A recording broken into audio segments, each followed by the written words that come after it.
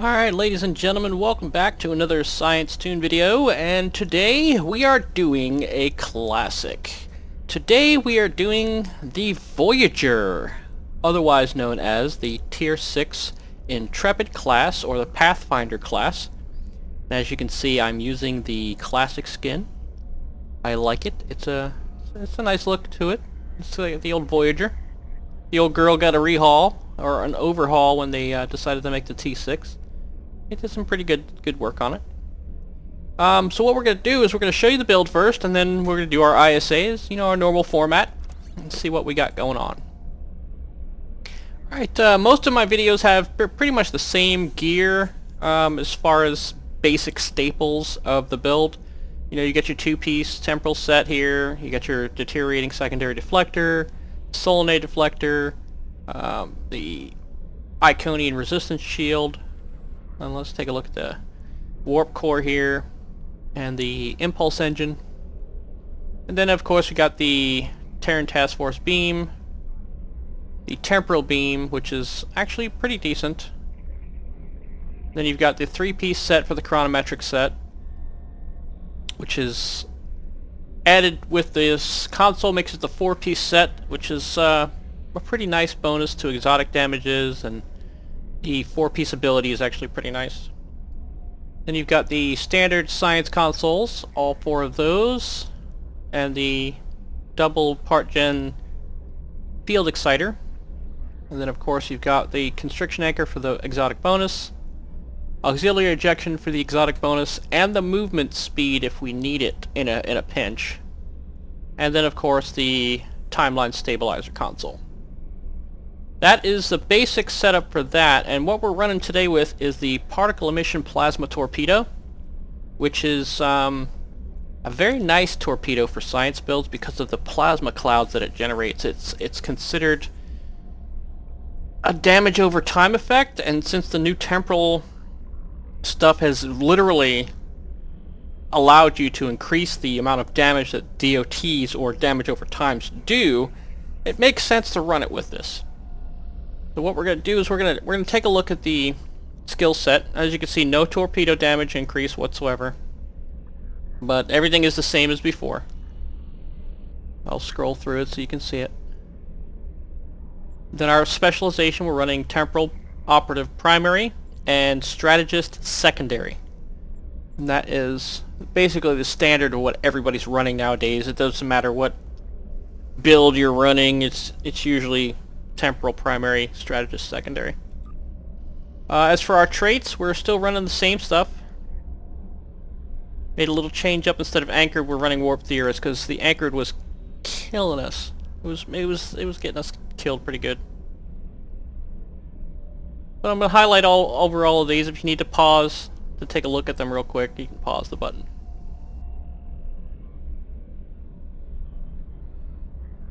And we've got our Starship Traits. Here we go. Highly specialized, checkmate, numerical superiority, time to kill, and exotic modulation. Advanced engines, aux power configuration, advanced targeting systems, precision, and particle generator amplifier. And then the big boy is our anti-time entanglement singularity. It's actually a pretty good ability. It's probably one of the better Tier 5 space rep abilities that have come out. It's basically another anomaly. And what it does is it makes a 4-kilometer bubble, and it starts shrinking. But while anything is in that bubble, it literally pounds it with physical damage every second for 12 seconds. So if you throw this on top of a gravity well, and you've already got a bunch of spheres or targets inside that gravity well already, you're gonna bang everything inside that gravity well. Alright, so let's take a look at our stations here. We're running Fire at Will 1, Attack Pattern Beta 1, Chemosite 1, and Torpedo Spread 2. And then we've got the OSS, of course, emergency power to engines. Hazard emitters, subspace vortex 2, energy siphon 2 for the secondary deflector, tachyon beam and destabilizing resonance beam also for the secondary deflector. They have their own uses by themselves, but they trigger the secondary deflector really nicely. Then you got gravity well 3 here, and I purposely left this one for last. This is the charged particle burst. And what this does is allows you to stack a large amount of drain infection and radiation damage dot over time onto a bunch of targets at the same time. As long as they're within a 5-kilometer sphere around you, you can infect up to 50 targets. And what this is good for is you get a gravity well onto a crystalline entity, or a group of spheres, or a large number of enemies all at once, and you pop that off on top of that gravity well, and they all get infected with a drain infection and a damage over time from the radiation damage from the deteriorating secondary deflector, which actually works very well. Alright, and let's take a look at our duty officers. As you can see, we're running the same duty officers. We got Dilreen for the Borg damage, emergency con officer, 2 deflector officers, a hazard emitters officer, which is Hakiv. He's my personal slave. I don't like that guy. And then we've got this exotic damage abilities when creating anomalies, gravimetric scientist. I've been messing with it. It's doing pretty good so far. I've noticed some weird stuff with it, but we'll get into that another day. So right now what I'm going to do is I'm going to run over to an ISA. We're going to take a look at what our numbers can do, what our build can do, and then we'll explain all the damage and show you all the interesting combat results at the end. So we'll see you guys at the end of this ISA.